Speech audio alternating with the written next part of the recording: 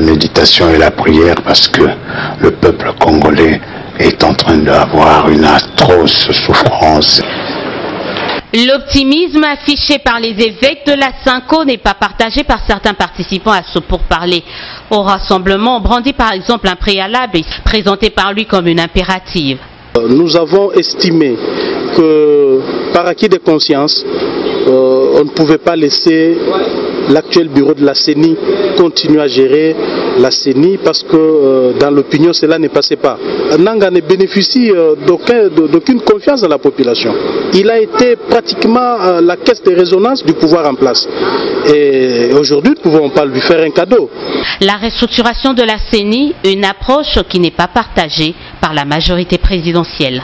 Il n'est pas question qu'ici qu'on remette en cause le bureau de la CENI parce que ça va contribuer à nous retarder des élections. Et pour la majorité présidentielle et la société civile d'ailleurs, nous avons réitéré notre confiance en nos délégués. Et si c'est l'opposition qui veut retirer l'un ou l'autre, bon, ils vont se conformer à la loi et ils sont libres d'y procéder. Hormis la problématique de la CENI, la gestion de la territoriale divise également les composantes en présence.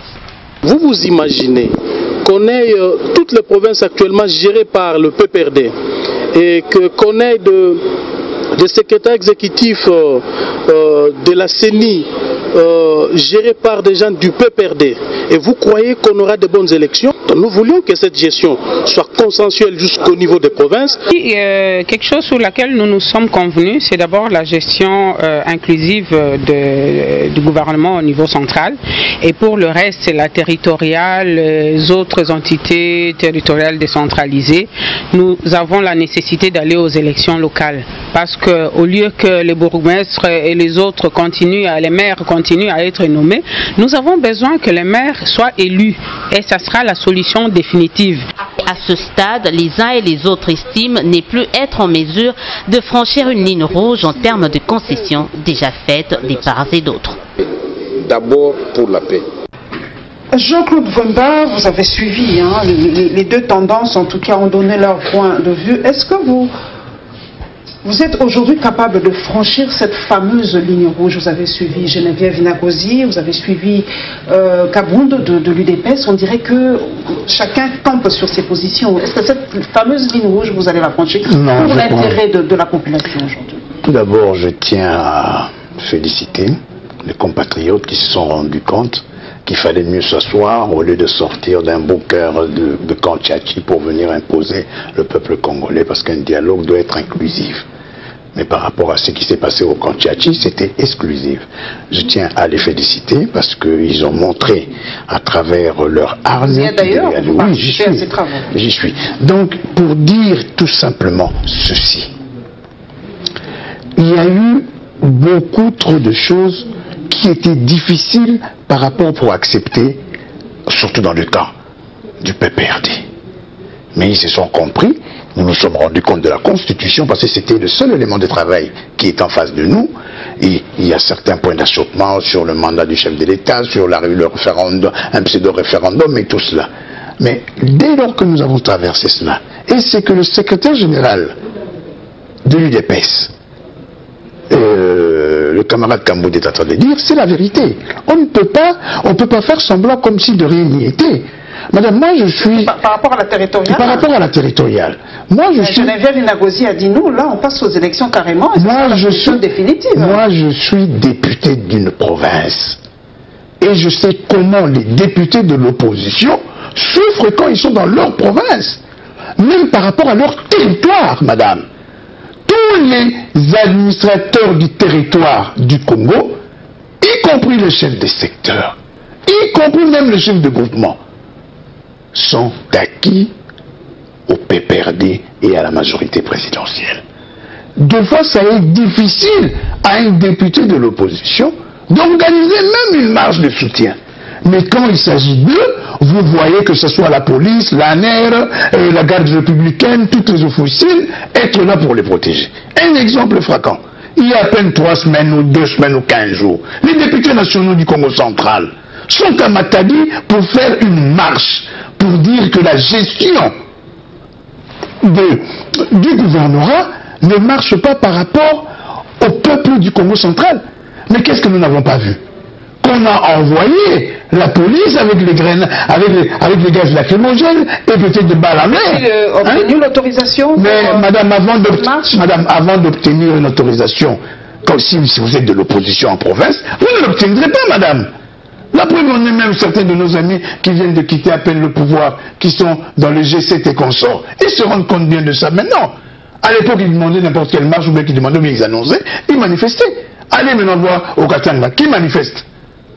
Si c'est le PPRD, si c'est la majorité présidentielle, là, on leur ouvre les vannes. C'est pour cela, je crois, madame, pour que ça puisse être d'un intérêt général, pour le bien-être du peuple congolais, en ce qui concerne les provinces, il doit nécessairement y avoir un partage pour que tout le monde se sente sécurisé. Et par rapport à la CENI, Geneviève Finakosi l'a dit, ça va encore retarder le processus. Pourquoi tenez-vous tant à changer ce bureau de la CENI? Est-ce que Corneille Nangaa ne travaille pas? Et pourtant, on le voit, le processus pour l'obtention des cartes a déjà commencé. Il s'établit dans presque toutes les provinces aujourd'hui. Est-ce que vous n'êtes pas sûr du travail de Corneille? Malgré les explications qu'il vous a fournies encore dernièrement ici, vous n'êtes toujours pas sûr, vous n'avez toujours pas confiance en Corneille Nangaa? Madame, le problème d'échanger les animateurs de la CENI pour dire clairement le bureau, ça ne pose aucun problème et ça ne générait personne par rapport aux techniciens qui continuent et qui vont continuer à travailler. Alors pourquoi ne pas les laisser travailler? Madame, le problème du bureau de la CENI, c'est qu'ils se sont tellement affranchis vers le PPRD, maintenant on se pose des questions. C'est pour cela, ce qu'est en train de dire le secrétaire général de l'UDPS, et c'est que les gens pensent. Pourquoi, madame? Nous avons vu comment ça s'est passé. J'ai beaucoup de respect par rapport à monsieur président de la CENI, monsieur Corneille Nangaa, que je crois que c'est un garçon qui a la bonne volonté. Qui veut vraiment aider ce pays. Il y a trop de pesanteurs, mais malheureusement, il y a des pesanteurs qui le dépassent. Qui le dépassent, madame. Ça, nous devons nous dire de vérité. Parce que, ayant déjà un vice-président, un aficionados du PPRD, donc il ne peut pas coincer. Et puis, le même président de la CENI, quand il était, je crois, secrétaire exécutif et tout, nous avons travaillé avec lui. La preuve en est que c'était avec lui parce que le président Malou Malou était malade en Afrique du Sud, celui qui a été à la base pour que nous puissions aller aux élections des députés provinciaux. C'était le président Corneille Nangaa, à l'époque secrétaire exécutif de la CENI. Et à chaque fois qu'il montait quelques dossiers pour donner aux dates limites, dès lors que le PPRD ou la majorité présidentielle mettait un haut là, et il repoussait les échéances. Madame, nous voulons que la CENI telle qu'elle est là, si elle n'a pas confiance, le rassemblement n'a pas confiance à la CENI, que voulez-vous faire? J'ai entendu la collègue Geneviève Finakosi qui est en train de dire, si eux ils veulent changer, ils peuvent changer, mais non. Les cartes ne sont plus les mêmes. Madame, il faudrait que les acteurs politiques de la majorité présidentielle sachent une fois pour toutes, M. Kabila a échoué en n'organisant pas les élections. Nous avons suivi la dame de Madame Madeleine de la société civile qui, pas fustige, mais dit que non, la presse en tout cas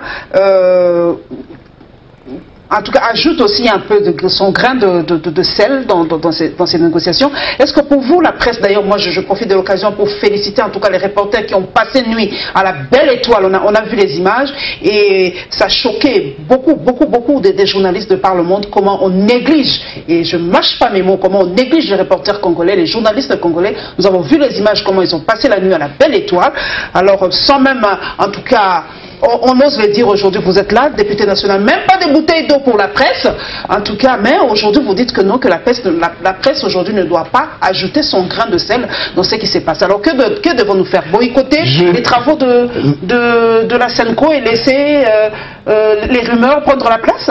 Je dénonce avec virulence les propos de Madeleine Kalala. C'est ce genre d'attitude de cette vieille société civile apparentée à la majorité présidentielle qui essaye de vouloir mettre ce qu'on appelle les journalistes en doute. Madame, nous devons dire la vérité au peuple congolais. moi je suis un élu. Le peuple qui m'a élu, c'est ce que quand je vois rouge, je le dis. Quand je vois noir, je le dis. Heureusement que la presse était là, madame.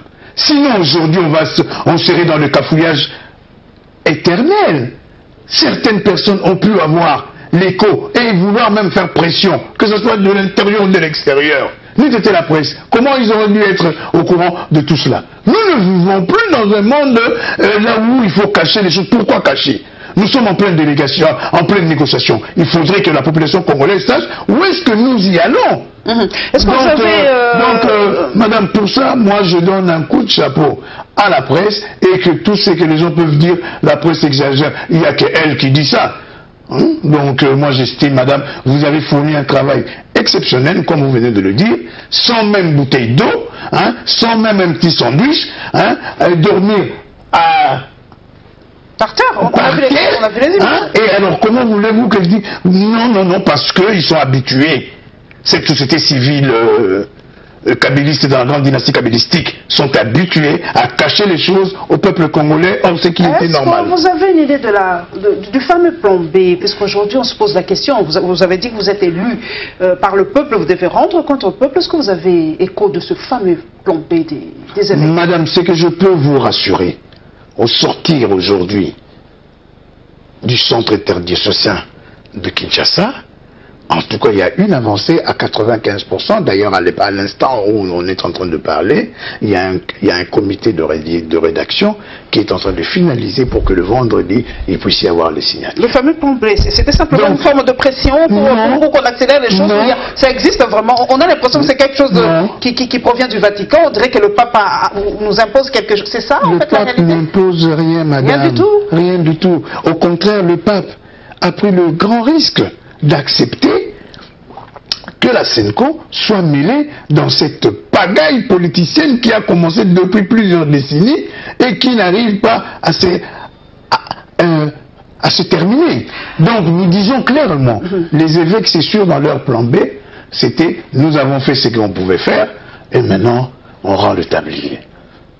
Ça sera l'échec. C'est une question que je posais d'ailleurs. Heureusement pour nous que j'ai posé à mon invité la semaine passée, Guillaume Mangelo. Je lui ai posé cette question carrément parce que on a l'impression que l'histoire se répète. Vous êtes de l'opposition, Jean-Claude Vwemba. Est-ce que les militaires aujourd'hui ne représentent-ils pas le dernier rempart, comme c'était en 1965, quand les politiques, vous vous attendez pas, Mobutu s'est levé, il vous a mis dehors, permettez l'expression, et il a pris le pouvoir. Est-ce que ce scénario-là peut-il se répéter aujourd'hui? Parce qu'on voit le chaos, on ne voit plus, en tout cas, où va le Congo aujourd'hui. Mais je crois que là où est votre papa, le grand président Yvan Kipiom, là où il est, je crois qu'il ne peut pas admettre que vous puissiez revenir en arrière comme ça. Ça c'est grave, madame. C'est une question que vous se posez. Non, madame. L'armée, dans un pays démocratique, là où il y a la Constitution, l'armée respecte les orientations politiques. C'est justement, madame, là où nous nous retrouvons aujourd'hui, là où l'armée, la garde républicaine, les FARDC, la police nationale, les services de renseignement, l'ANR, ainsi que toutes les officines veulent travailler pour qu'un seul camp. C'est là où ça nous amène à ce que vous voyez. Il faudrait tout simplement que les militaires soient gérés à travers leur garnison, à travers leur travail, par rapport à leur chef hiérarchique, et jusque en bas. Si vous voulez, madame, les militaires de nos jours, où est-ce que vous avez encore appris à un coup d'État? Et si maintenant des millions de Congolaises et des Congolais sortaient dans la rue et vont commencer à tirer, où est-ce que ça va nous amener? Non, madame, il faudrait justement que l'armée, que nous voulons une armée républicaine, une police républicaine, madame, ne puisse pas entrer ni se mêler dans les affaires des politiques. Nous continuons, nous prenons d'ailleurs le constat de la journée du 19 décembre. Comme vous le savez, c'était une journée assez chaude le lundi passé. Alors, Congo Web Télévision, notre chaîne qui ne manque jamais le temps fort de l'actualité de la République démocratique du Congo, a été sur le terrain et a établi son constat. D'abord à Mbinza, Ozone, dans la commune de Ngaliema, au boulevard Lumumba, dans la commune de Limete. Évidemment, quelques politiques ont réagi par rapport à cette date qui marque, selon une certaine opinion, la fin du mandat constitutionnel du chef de l'État, Joseph Kabila. Et nous vous proposons proposons donc la réaction du MLC et le point de presse de la MONUSCO, car cette journée s'est soldée par des morts. En tout cas, le bilan est assez partagé selon des institutions. Pour les ONG, nous naviguons pour toute la République démocratique du Congo, nous nageons entre plus ou moins 100 morts. Et le gouvernement nous parle de 10 ou 12 morts, en tout cas, le bilan officiel du gouvernement congolais. Plus de détails dans ce contexte. Nous sommes ici en Binzaozone, sur la route Matadi. Le quartier s'est réveillé dans une morosité d'activité. Tôt les matins, des jeunes sortent au coin des rues pour observer la situation. Pendant ce temps, les véhicules sont à compter à bout de doigts. Vous voyez que la journée est quasi morte. Nous voyons ici que toutes les galeries marchandes n'ont pas ouvert. Les écoliers ne sont pas partis à l'école. Et donc la journée est extrêmement paralysée et il n'y a pas d'activité. Le transport en commun se faisait rare alors que les arrêts des bus quasiment vides. Les taxis-motos ont aussi fait leur constat. Pas de vente de carburant dans leur axe d'activité. Je viens de chercher le carburant partout, toutes les stations sont fermées et puis fermées plutôt. Je suis allé acheter le carburant auprès de Kadhafi. Bon, la journée d'aujourd'hui, je ne pense pas, il n'y a pas vraiment la circulation. Je travaille l'attention de 2GC au pompage. La population circule aussi, mais il n'y a pas vraiment de transport, il n'y a pas vraiment de clients qui montent sur les motos et puis en tout cas il n'y a pas vraiment d'activité. Ici, l'entrée du marché de la cité des anciens combattants, un carrefour orphelin de ses visiteurs habituels.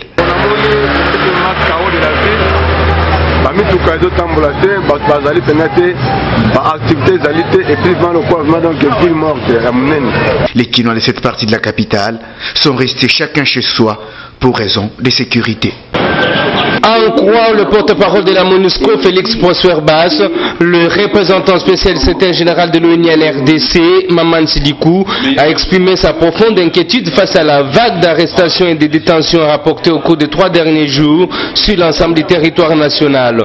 Le patron de la MONUSCO déplore le caractère, selon lui, arbitraire de certaines de ces arrestations, comme l'indique José Maria Aranaz, numéro 1 du Bureau conjoint des Nations Unies aux droits de l'homme. La destruction des propriétés à Kinshasa, les sièges des partis politiques, les stations d'essence qui ont été vandalisées, les postes de la police et aussi les autres maisons qui ont été brûlées par la population à Goma.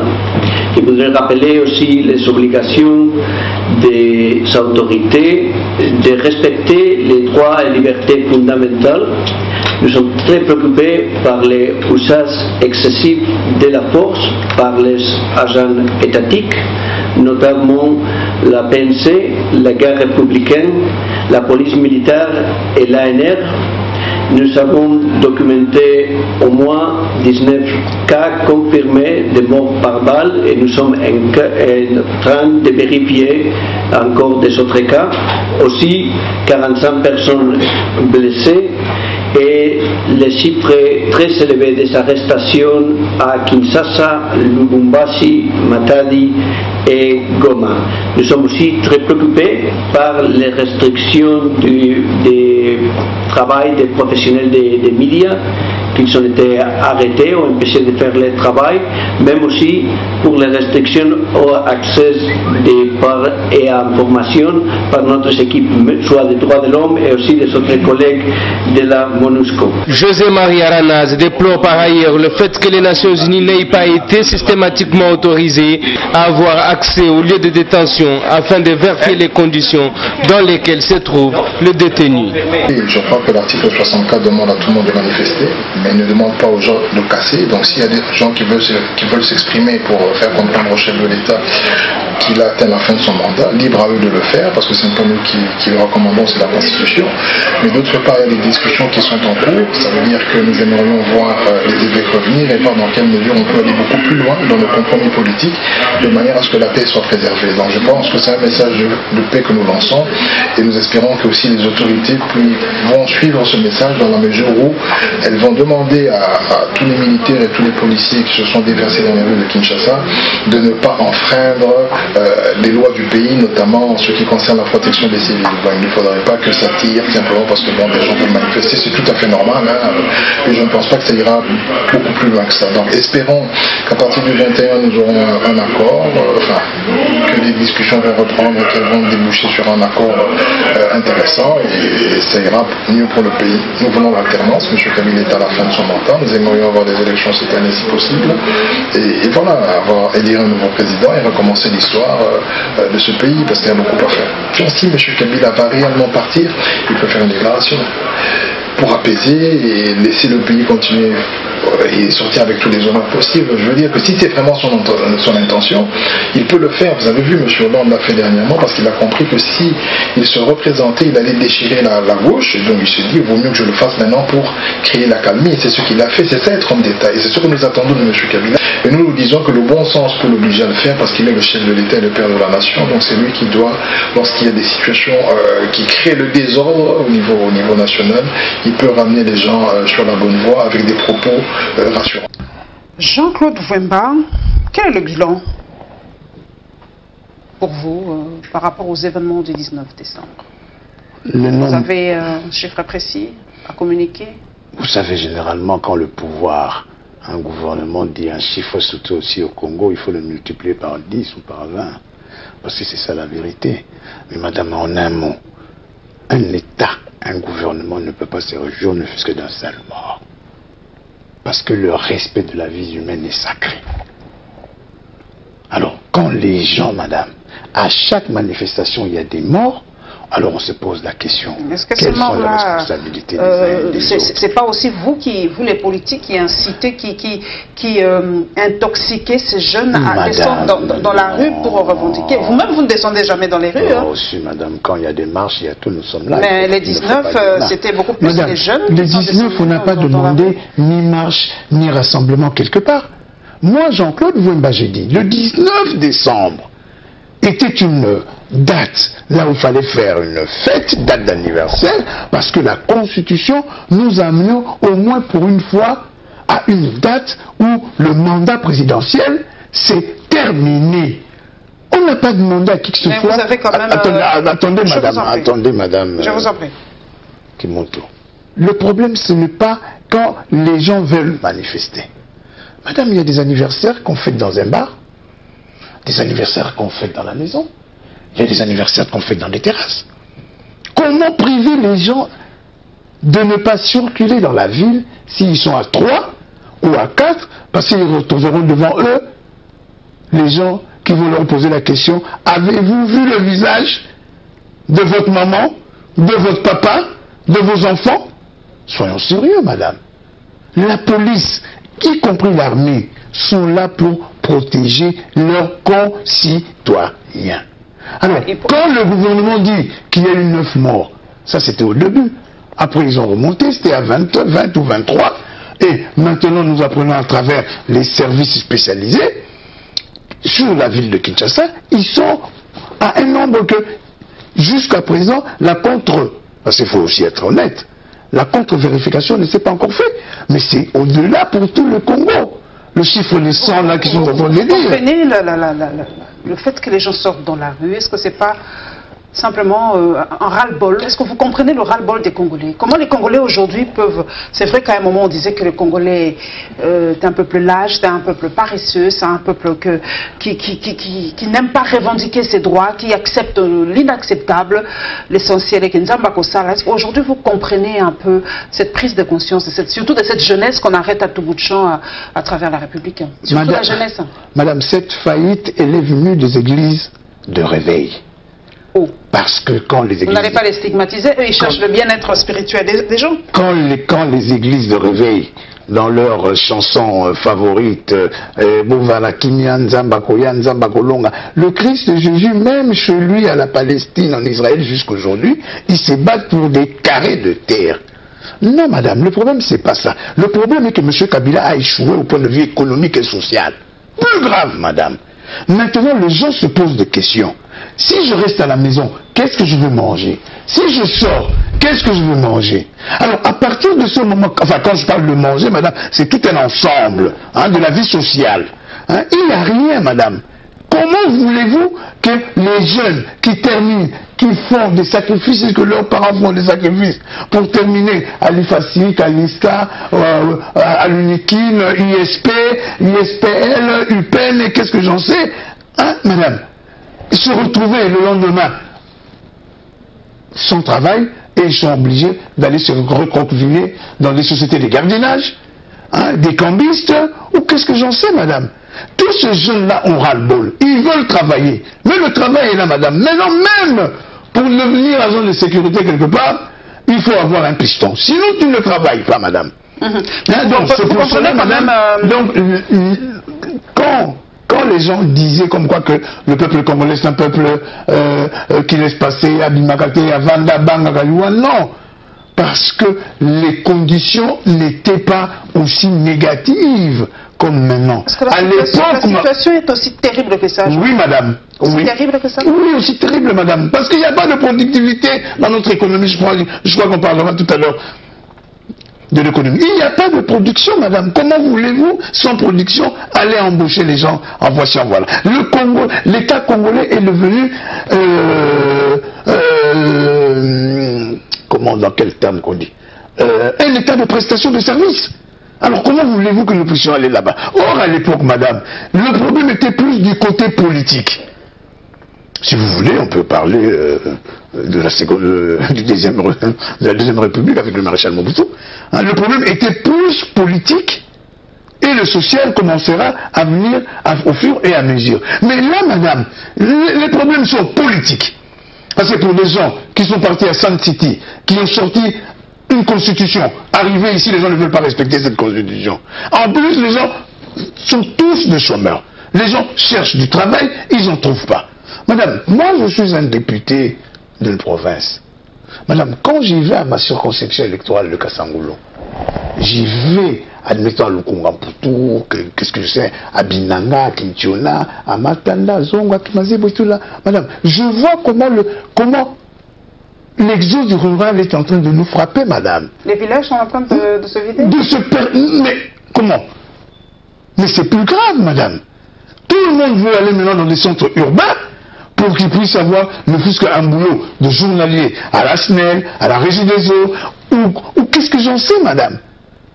Dès lors que, à partir de là, si on avait une politique de développement sérieux d'industrialisation, les gens ne quitteront pas leur province.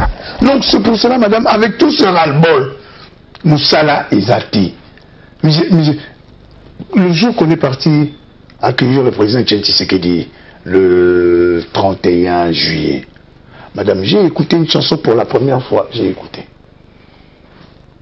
Lokola papa Tshisekedi aye, tokozwa mbongo pona tobala, kala tobala kateba 40 ans. Donc les gens disent quoi? C'est ça l'espérance, que si Tshisekedi arrive et devient président de la République un jour dans ce pays, il y aura du travail, il y aura la productivité et les gens commenceront à vouloir... Bon. Est-ce que Tshisekedi incarne-t-il vraiment cet espoir-là aujourd'hui? Madame, si Tshisekedi n'incarnait pas cet espoir, il ne serait pas là où il est aujourd'hui. Mais des fois, quand vous dormez, vous vous réveillez. Hein, il faut au moins reconnaître à cet homme que le peuple est derrière lui. Le peuple l'aime. Mais vous comprenez quand même la réaction de l'ambassadeur Kikaya qui a dit que la présence des policiers, la présence des militaires à travers la République ressemble un peu à l'opération Vigipirate où vous étiez en France. Aujourd'hui, quand on sent qu'il y a quelque chose qui ne va pas dans le pays, eh ben, on met un peu les militaires pour essayer de désabosser un peu la bombe. Non, je crois que l'ambassadeur Kikaya commence un peu à tout mélanger, parce que la dernière fois je l'ai suivi par rapport aux fortunes des uns et des autres. Enfin bref, non, je crois qu'il est dans un monde mêlé-mélou. Comment voulez-vous comparer Vigipirate en France, ou bien même maintenant en Allemagne c'est déclenché, en Italie, qui combattent le terrorisme, madame? Mais ils disent qu'il y a le terrorisme chez nous. Non, il n'y a pas de terrorisme. À l'Est, il y a le terrorisme, vous avez suivi. Mais à l'Est, madame, s'ils mettaient autant de militaires, autant de policiers, autant des agents de l'ANER, il n'y aura plus rien à l'Est. Au contraire, ce sont les militaires, les FARDC, les policiers qui devaient être à l'Est, qu'on le retrouve ici, à Kinshasa. Et quand ils sont à l'Est, et quand ils font de bon boulot, soit ils sont morts, soit on le permute, soit ils passent directement à la retraite. L'ambassadeur Kikaya ne peut pas dire ça. Nous ne sommes pas dans... Alors, madame, mais c'est là où montre leur déficit au niveau de la chose républicaine. Vous voulez comparer ce qui se passe en Europe avec ce qui se passe ici au Congo? Où est le terrorisme ici dans la ville on choisit la ville de Kinshasa. Les jeunes, le 19, est-ce qu'il y a les jeunes avec leur machette, les jeunes qui pillent, qui cassent, qui brûlent, et tout ça, c'est une forme de terrorisme. Le terrorisme, c'est simplement le fait de s'aimer la terreur. C'est pas seulement de poser les ces machettes-là qui les achètent. Je vois très mal nos jeunes, nos papas, nos mamans qui sont derrière nous, qui nous soutiennent, aller acheter une machette qui coûte, je crois, 6 000 francs, au lieu de s'acheter un bol de riz, hein, Fumbois, un bientôt, quelque chose comme ça. Soyons sérieux, madame.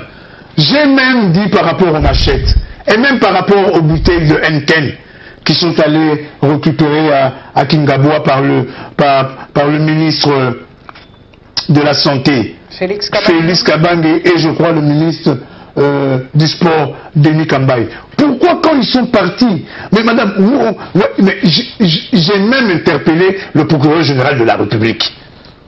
Mais quand un ministre de la République se déplace, soi-disant pour aller récupérer les armes blanches, madame, vous ne pouvez pas envoyer la police accompagner le ministre pour qu'au moins vous appréhendez ces gens-là pour leur poser la question: qui vous a donné cet argent pour acheter des armes blanches aussi neuves? Madame, moi j'aurais souhaité que toutes ces machettes-là qui me le donnent, je l'amènerais à Kassangoulou pour faire le show.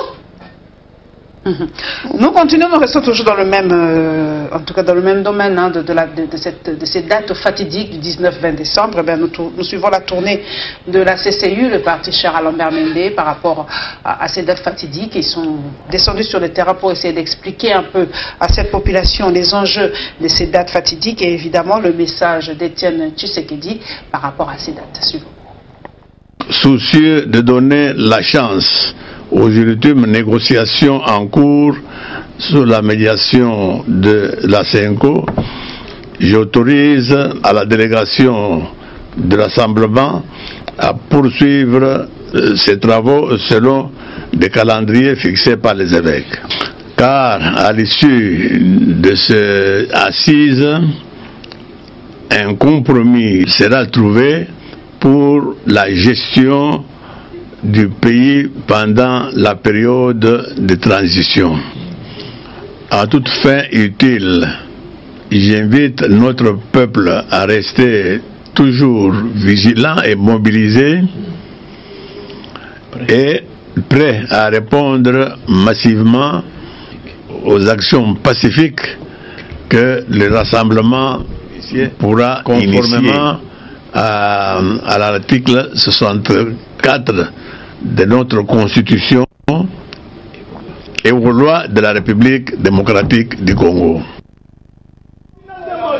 Il est venu constater le maintien de la paix ici au quartier des Bonhommes, dans la commune de Matete, au lendemain d'une campagne de sensibilisation initiée par la Ligue des jeunes de la CCU.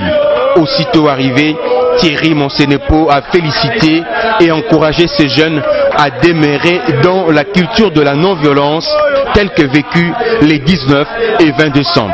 Je suis venu ici à des bonhommes, à Matete, pour encourager les jeunes sportifs qui ont refusé le désordre. Ils ont sécurisé ce quartier selon le mot d'ordre que nous leur avons donné.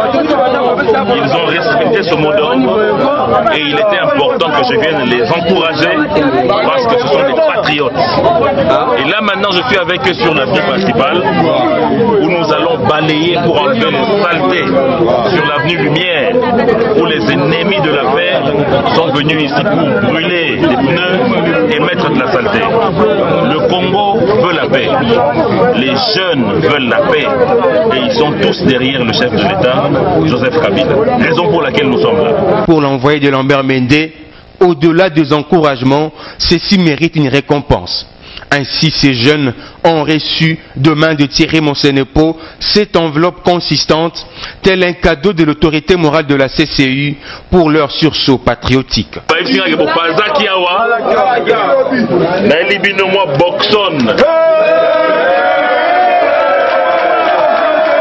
Dans ses propos, le président de la Ligue des jeunes de la CCU n'a pas omis de remercier le chef de l'État pour avoir renouvelé sa confiance à Lambert Mende, autorité morale du parti au gouvernement Badibanga.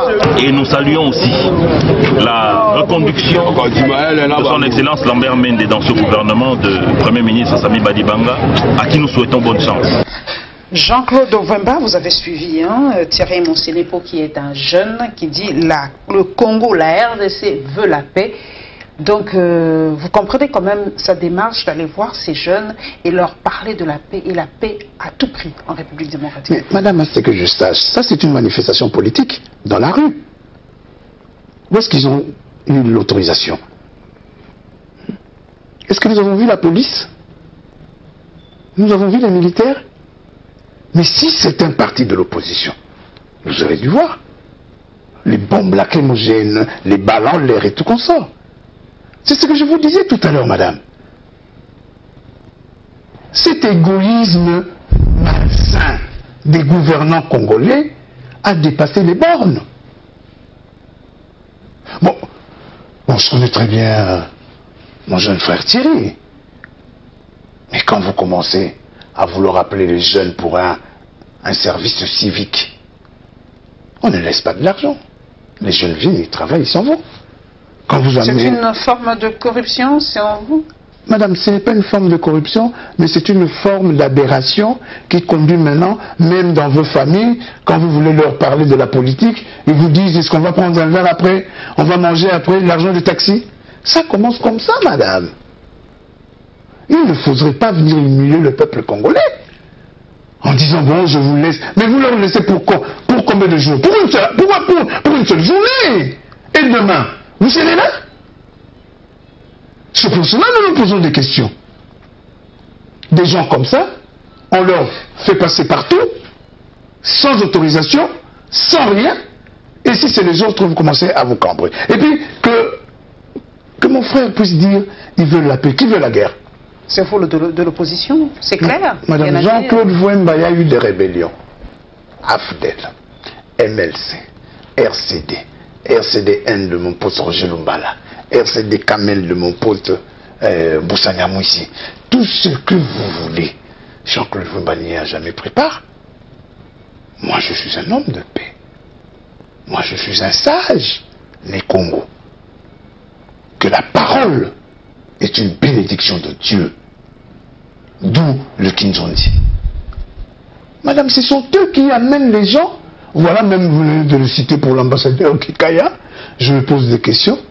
Qui parle de terrorisme, nous ne voulons pas la paix. Est-ce que vous croyez que ce soit les papas, les mamans? Hier, j'étais à l'hôpital, à la clinique Galima pour aller voir mon jumeau. Enfin, je suis là-bas tous les jours, mais hier, qu'est-ce que j'ai vu? Une jeune fille, à peine 7 ou 8 ans ou 9 ans, qui est revenue d'urgence du Katanga parce qu'elle a reçu une balle. Et que juste, donc il restait peut-être quelques heures pour que cette jeune fille puisse rendre l'âme. Est-ce que cette jeune fille-là, c'est une terroriste? Est-ce qu'elle a demandé à sortir dans la rue? C'est une balle perdue, vous avez suivi l'explication de... Non, madame, non. Les balles perdues sont là. Donc, mais justement, madame, pourquoi? Ce sont les dégâts collatéraux, dommage. Madame, il faut donner la responsabilité de la sécurité des biens et des hommes à la police. Parce que c'est leur travail, c'est leur fonction. Ils savent... pardon. Ils prennent leurs études chez moi à Kassangoulou, madame. Il y a un grand centre de la police nationale pour les policiers. C'est là où chaque année, ils sont, je crois, à 300 ou à 400 ou à 500. Il faut leur donner la sécurité pour qu'ils puissent garantir cela vis-à-vis des personnes et de leurs biens. Quand vous voulez donner la sécurité aux militaires, qu'est-ce que vous attendez? Par rapport au propos de Tshisekedi, quelle est votre lecture de son message au peuple congolais, Jean-Claude Vouemba? Est-ce qu'il incite les gens à la violence? Est-ce qu'il incite les gens à se mettre autour d'une table? Est-ce que c'est un homme de paix, Tshisekedi? Quelle lecture faites-vous de ce message? Parce que ça a été compris de mille et une façons, ce message. Madame, le président Tshisekedi a dit ceci. j'exhorte le rassemblement de continuer aux assises du centre interdiocésain. C'est déjà une bonne chose. Sans vous interrompre, s'il vous plaît, sans vous interrompre. Il y a une internaute qui m'a dit de poser carrément la question. Si vous étiez entré au dialogue, on aurait déjà dû gagner du temps. Et peut-être que vous aurez eu cette primature qu'aujourd'hui vous voulez tant aujourd'hui. Parce que c'est un des préalables, comment dire, quelque chose là où vous n'entendez pas, là où vous n'êtes pas d'accord. On a dit que le rassemblement veut la primature, oui ou non? Samy Badibanga reste Premier ministre. Madame, donc, je vous réponds par rapport au président Tshisekedi. Je vous en prie. Il demande, il exhorte, il conseille au rassemblement de continuer aux assises. C'est ce que vous avez fait. Ce que nous avons fait. Il dit ceci. Le mandat de M. Kabila vient de prendre fin. Mais ça, c'est pas M. Tshisekedi, ça, c'est la Constitution. Mais il reste président jusqu'à l'élection, jusqu'à la... Madame, ça doit se négocier. Et c'est ce que vous avez fait... Parce que M. Kabila n'a plus ce pouvoir d'engager seul la nation congolaise. Mais vous avez trouvé ce consensus.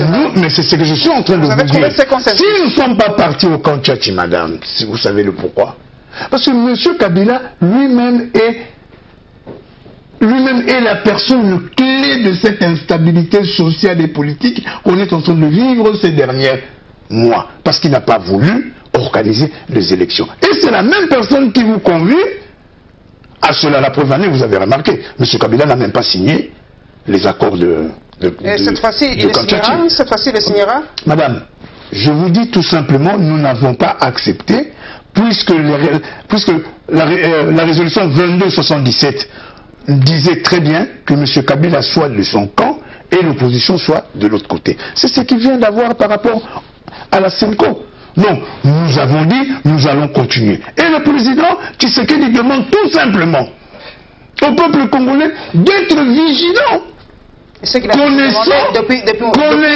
Sous Mobutu, c'est ce qu'il a toujours demandé. Madame, connaissant les us et coutumes de nos dirigeants.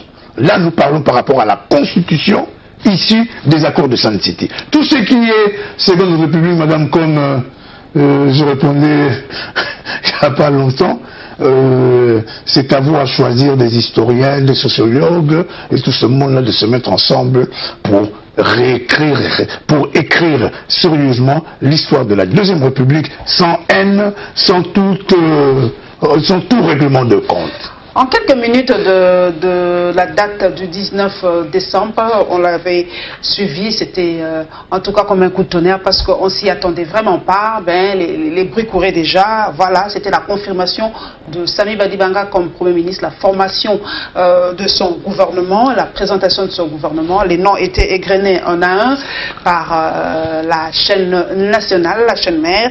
Alors ce condensé est consacré vraiment à la présentation du gouvernement Badibanga. Plus ou moins 68 ministres, en tout cas, qui font partie de ce gouvernement. L'Assemblée nationale l'a investi aussi cette semaine. Je crois que Jean-Claude Vemba était là. On a dit que c'était houleux, hein, les débats, mais voilà, il est passé. Il est investi comme Premier ministre. Jean-Claude Vemba, voilà, hein, le gouvernement Badibanga est là. Plus ou moins 68, en tout cas, Congolais dans ce gouvernement. Le genre n'a pas été respecté, pas plus de 7 à 8 femmes, 7 je crois, et donc de 30%, pas du tout respecté dans ce gouvernement. Gouvernement éléphantisque, gouvernement carrément politique, gouvernement qui, selon vous, assurerait vraiment la faisabilité des élections en 2017-2018. Sûr qu'avec ce gouvernement, ça va aller? Madame, c'est vous autres, la presse, ainsi que les Congolaises et les Congolais qui ont qualifié ce gouvernement d'éléphantesque. Donc, nous disons tout simplement, les gens peuvent être à 100, il n'y a aucun problème, dès lors qu'il y a une certaine rigueur dans la gestion, dans la direction de la chose publique, il n'y a aucun problème. Mais quand, d'ailleurs, vous venez de le dire, c'est un gouvernement de cadeaux. Parce qu'il y a eu des acteurs politiques qui se sont réunis, il fallait les satisfaire. Il y a même d'autres, leurs familles politiques sont en train de se brouiller. Hein, il y a même d'autres de la société civile qui ne veulent pas reconnaître ceux qui sont là. Donc, vraiment, c'est un fourre-tout. Mais je dis tout simplement, ils peuvent être 60, ils peuvent être 100. Mais dès lors... Est-ce qu'on a les moyens? Vous avez déjà vu les moyens, le budget que vous avez... on n'a même pas traité de ce sujet, c'était à peine 4 milliards que ma tête a proposé. Vu le budget national, est-ce qu'on devait vraiment avoir un si grand gouvernement? Madame, comme il fallait faire plaisir à toutes les personnes qui sont allées apprendre le trier, oui, je répète, spécialement en matière de blanchissement, enfin bref, de toute cette pagaille de la corruption, a dit que chaque année, il y a au moins plus de 9 milliards. 15, hein. Merci Elvis Boulongo, le président des jeunes du MPCR, qui est à mes côtés. 15 milliards de dollars qui se volatilisent à travers la corruption dans notre pays. Et cette corruption-là, madame, n'est pas d'aujourd'hui. Ça peut faire peut-être 30 ans. C'est tout un système. C'est un système, madame, il faudrait mettre fin. Mais avant de mettre fin à ce genre de système, madame, vous devez avoir la direction politique de l'armée, de la police, des services de renseignement et des officines. Parce que si vous n'avez pas... de souveraineté. Si vous n'avez pas, madame, c'est la confiance de ces corps, vous serez liquidé un jour à l'autre, tout simplement parce que vous gênez tout le monde. Alors, le Premier ministre, Samy Badibanga, devait commencer par ça. Et après faire appel aux institutions de prête de rouge, parce que, la garantie des affaires n'est pas ici, n'est pas reconnue ici, et avec toutes les taxes qui se substituent et les EDT dans des provinces, je vois du mal quels sont ces organismes qui reviendront dans l'état actuel du discours donc vous êtes, carrément pessimiste. Hein? Je ne suis pas pessimiste, je suis réaliste. Mais votre réalisme tend vers le pessimisme. Non, je connais très bien le Premier ministre. Et quelles sont vos relations d'ailleurs aujourd'hui? Parce que je me rappelle, moi, de vous avoir un jour vu à la télévision lire, en tout cas, une déclaration pas très amicale, je me permets peut-être le mot, parce que moi je fais la rétrospective de la semaine, je crois que j'avais balancé dans une des infos 7. En tout cas, je me demande aujourd'hui qui est Premier ministre, quelles sont vos relations? Jean-Claude Wemba, c'est un garçon qui est très fier de ses convictions. Jean-Claude Wemba, il dit ce qu'il fait, il fait ce qu'il dit. J'ai été contre le dialogue de Kanchachi et le président du groupe parlementaire de PES-EAD, Samy Badibanga, d'ailleurs c'est lui qui m'a proposé en tant que deuxième vice-président de ce groupe parlementaire. C'est depuis plus de 40 ans que je le connais, qu'on se connaît. Donc je n'ai pas de problème personnel avec le Premier ministre, parce que c'est un frère, il sera un frère. Donc je dis tout simplement, madame, quand il s'agit des intérêts des Congolaises et des Congolaises, Jean-Claude Wemba ne plaisante pas. Mais il y a une certaine opinion qui pense, Jean-Claude Wemba, répondant froidement, que c'est Étienne Tshisekedi qui l'a pistonné de toutes les façons. Il avait donné 2 noms pour la nomination du Premier ministre. Il avait donné le nom de Samy Badibanga et le nom d'Étienne Tshisekedi, et le choix était clair. De Félix Tshisekedi, pardon, parce que Félix Tshisekedi c'était trop visible, et on a fait le choix de prendre Samy Badibanga. Donc Étienne Tshisekedi vous a un peu floué, si je me permets l'expression. Madame, c'est pas ça? Madame, dans ma vie, j'ai toujours suivi les conseils d'un grand Congo, disparu malheureusement il y a quelques années, Luambo Franco mis à mort. Malamuna Solola Nzete, Polikambo et Bombama. Madame, nous sommes dans un monde de tweets. Nous sommes dans un monde des réseaux sociaux. Facebook, maintenant ils nous ont donné VPN et que nous continuons maintenant à être dans les réseaux malgré qu'ils ont dû bloquer leur biscuité. Mais madame, vous croyez que s'il y avait un document où le président Étienne Tshisekedi, mais cet homme-là, je ne sais pas comment de fois les gens peuvent vouloir citer un nom d'Étienne Tshisekedi, donnerait le nom de son fils Félix Tshisekedi et de Samy Badibanga que dans un dossier. Non, je ne pense pas. Vous ne pensez pas? Je ne pense pas. Nous allons prendre... Mais je vous dis, madame, cet homme n'a pas besoin de cela. Comment ça se fera maintenant que le gouvernement est là, le comité de suivi aujourd'hui? Est-ce que le comité de suivi, ce sera comme un gouvernement parallèle qui sera là pour contrôler l'activité de certaines institutions? C'est ça le rôle de ce comité de suivi qui est d'ailleurs présidé, je crois que le consensus a été obtenu par Étienne Tshisekedi, secondé par F. Bazaïba. Le problème qui se pose du comité de suivi, ça serait de purement organisationnel pour amener les gens aux élections. Et bien sûr, du gouvernement. Et bien sûr, non. C'est une des missions assignées au gouvernement. Puisque la CENI est une institution d'appui à la démocratie. La CENI n'est pas directement liée au gouvernement. Donc il doit y avoir ce comité de suivi pour être en plein dans la CENI pour aller normalement au lieu que certains blocages puissent subvenir. Parce que madame, vous n'avez pas dit, les entreprises para-étatiques de l'État ont changé d'animateur. Que va faire le Premier ministre en venant trouver certaines personnes qui ont des dossiers à la justice, qu'on retrouve dans des responsabilités des entreprises d'État?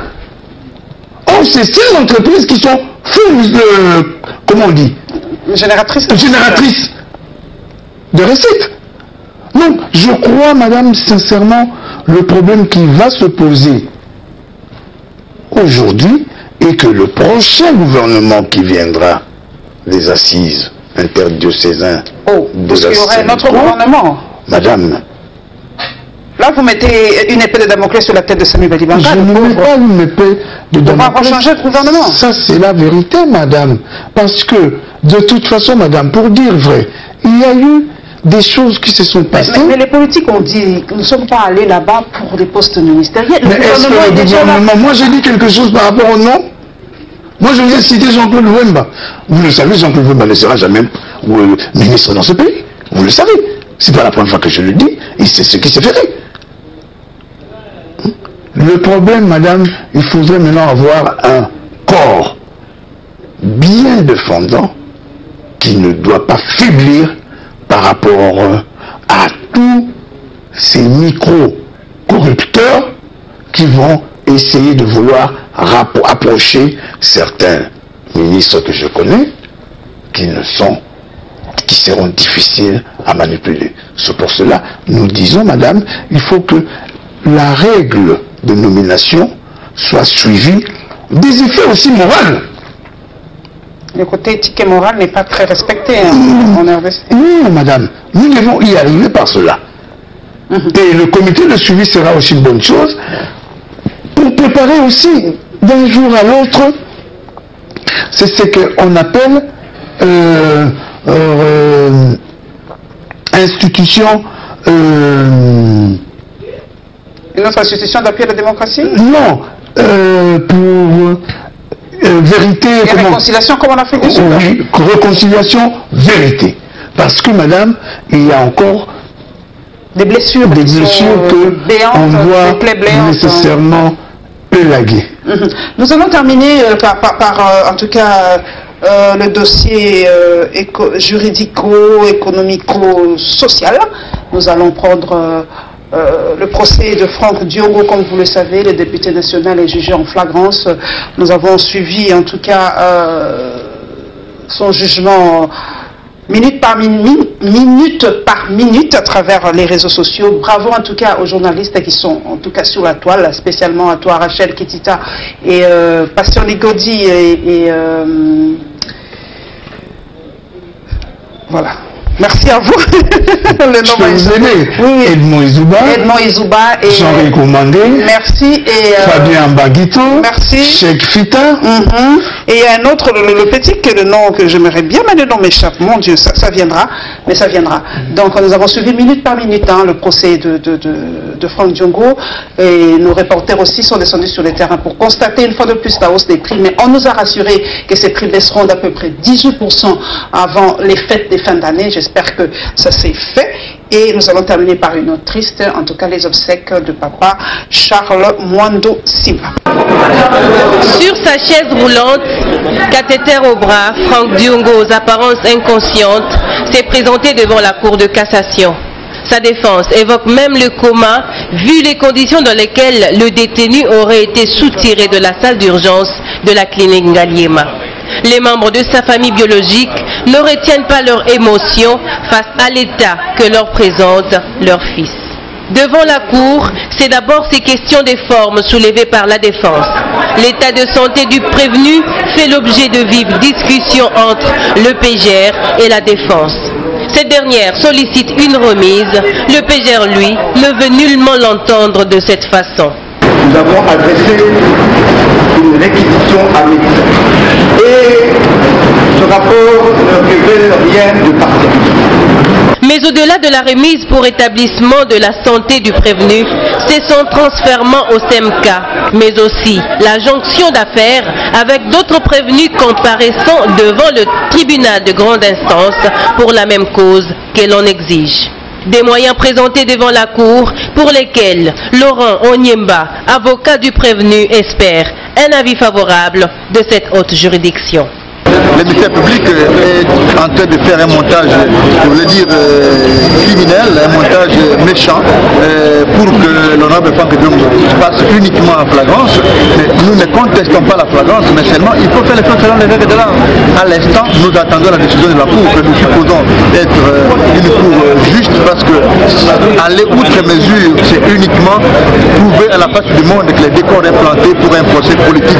Au regard de ces préalables de forme soulevés par la défense, la Cour s'était retirée, prenant l'affaire en délibéré pour donner son arrêt incessamment, la procédure étant flagrante.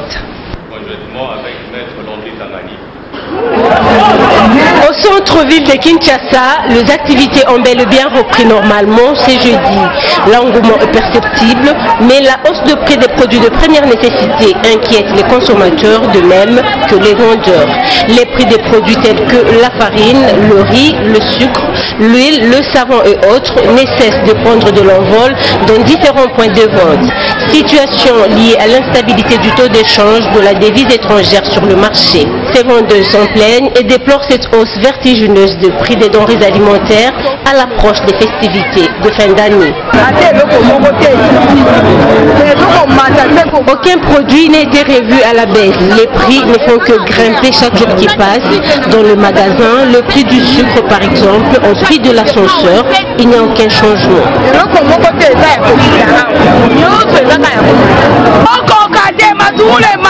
On n'arrive pas à écouler la marchandise. Le prix d'oignon a augmenté et même les pommes de terre.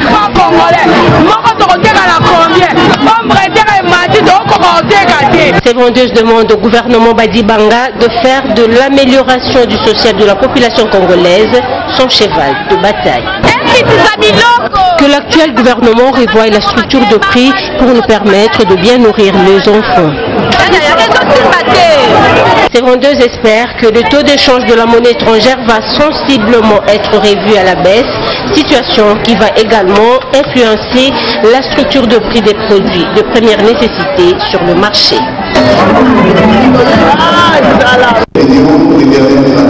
L'Assemblée nationale, une fois de plus, amputée d'un de ses élus. La Chambre basse du Parlement pleure en ce jour la disparition de Charles Mwando Simba, l'élu de l'ancienne province du Katanga. En ce jour funeste, les hommages lui sont rendus par son collègue et président du bureau de la Chambre des députés, Obé Minaku. Ce dernier reconnaît en Charles Mwando Simba les qualités d'un acteur politique averti et très expérimenté.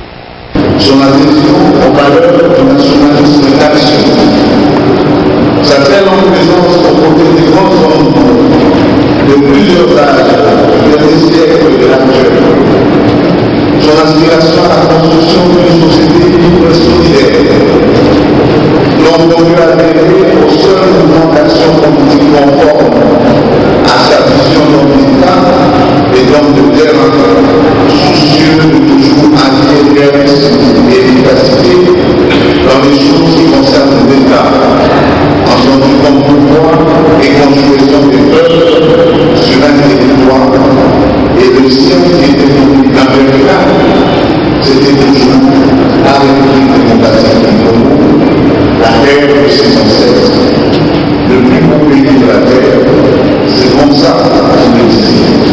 suivra les dépôts des gerbes des fleurs.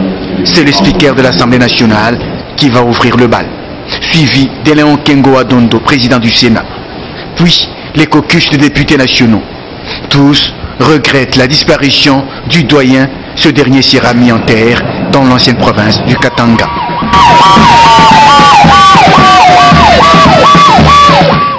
Voilà, le nom est revenu. Je n'avais vraiment pas oublié Stani Boujakera. Merci pour votre travail sur la toile. Ça nous permet vraiment d'être bien informés. Merci à tous les reporters de Congo Web Télévision. Sans vous aussi, en tout cas, Info 7 ne se tiendrait vraiment pas. Donc, Jean-Claude, vous avez suivi le procès de Franck Diongo. Procès politique, une fois de plus. Selon vous, c'est un peu le cas Diomi Ndonga. Bien sûr, Diomi Ndonga, c'est un cas de viol. Mais ça, on a dit, ça, c'est un cas de brutalité policière. Supposé cas de viol, madame. Diomi Ndonga n'a jamais violé. Okay, dire qu'on l'a rencontré, on l'a retrouvé avec des pseudos mineurs, je suis d'accord. Mais il ne faudrait pas dire ces genres de choses, ça je ne peux pas l'accepter. Madame, maintenant que la justice est là, et c'est ce que nous voulons que la justice de demain commence à partir du cas Franck Diongo. Simplement, madame, parce que ce qui s'est passé, jusqu'à présent, nous ne sommes pas encore au courant. Vous savez que je suis un très proche de Diongo. Il vous a rien dit Mais il n'est pas dans un état à parler. Je l'ai vu. C'est moi qui l'ai accompagné de la Cour suprême de justice jusqu'à l'hôpital, jusqu'à la clinique de les rumeurs ont circulé qu'il était mort. Est-il si mal en point que ça? Mais madame, à voir comment était Franck Diongo arrivé au casier judiciaire, c'était grave, madame. Sa santé donnait de l'inquiétude grave. Il a eu plusieurs fois à faire de l'hémorragie en saignant, les commotions et tout. C'est pour cela que nous attendons, y compris le rapport médical, le vrai rapport médical, qui d'ailleurs doit passer à d'autres expertises pour que nous puissions savoir quel est l'état de santé de Franck Diongo. Le Franck Diongo que j'ai vu cet après-midi à la clinique Ngalema. Ça va un peu ou c'est toujours... je ne peux pas... L'état est stationnaire. L'état est stationnaire. Ça, je dois dire la vérité. L'État est stationnaire. Mais il a quand même des soins appropriés, parce que nous avons entendu Vital Kamere qui demandait à ce que le président Kabila puisse mettre à sa disposition un avion médicalisé pour qu'il puisse être soigné à l'extérieur, mieux soigné à l'extérieur. On ne sait pas où, Afrique du Sud, Inde, je ne sais pas moi. Madame, dès lors que nous aurons une expertise sincère, à ce moment-là, Jean-Claude Vemba pourrait dire. Mais pour l'instant, qu'est-ce que nous en savons? Par rapport peut-être même qu'il ne serait pas monté dans un avion avec les bruits et tout. Donc c'est pour cela que nous disons, madame, cette justice doit commencer à partir de cas Diomi à dire le droit. Par rapport au constat hausse des prix, nous l'avons vu, et pourtant les autorités nous ont promis une réduction de prix de près de 18%, mais nos reporters, Léonie Kabengele, l'a dit, ça ne se fait pas, les prix ne cessent en tout cas de prendre de l'ascenseur. Madame, moi j'ai vu le gouverneur de la ville avec les patrons des grandes sociétés. Je les ai encore vus, je crois, à la réunion au FEC. Et que je me suis étonné. Comment le gouverneur de la ville peut indexer le prix dès lors que c'est la responsabilité du ministère de l'économie. On m'a dit qu'il y a eu les échanges. Madame, aujourd'hui, où est-ce que nous en sommes? Au contraire, les prix ont augmenté. C'est ça, c'est de la spéculation de fin d'année. Le gouverneur ne pouvait pas mettre en index ce problème crucial parce qu'il n'a pas les officiels qui peuvent aller contrôler jusqu'à Kimwala, jusqu'à Montali, jusqu'à Lantsele et à Maluku. Là où les gens font ce qu'ils veulent selon le prix. Au contraire, les gens ont eu peur quand le gouverneur de la ville de Kinshasa en a parlé. que les gens ont commencé à sortir si peu leurs marchandises pour augmenter les prix.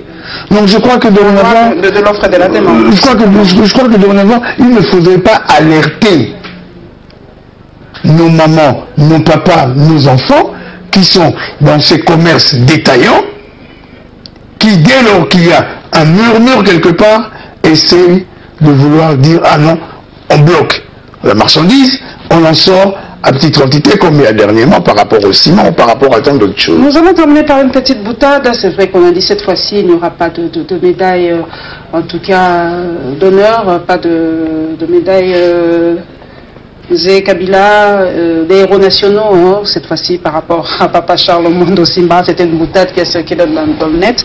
Quel est en tout cas pour vous le souvenir que vous gardez de Charles Mondo Simba? Il y a, je crois, peut-être une année, je l'ai connu en tant qu'un papa, leader politique. Je l'ai eu en tant que député, en tant que président du groupe parlementaire, et par exemple le premier vice-président de l'Assemblée nationale, avec la maîtrise de débat, et a-t-il eu les honneurs vraiment qu'il méritait? Madame, j'arrive. Je vous en prie. J'arrive. Et quand il a décidé, au risque de sa vie, de quitter la majorité présidentielle parce qu'il a compris que le respect des élections ne seront pas tenus, et jusqu'au soir de sa démission, aller récupérer ses policiers, sa garde, à 2h, 3h du matin, pour quelqu'un de son âge, il a tenu bon.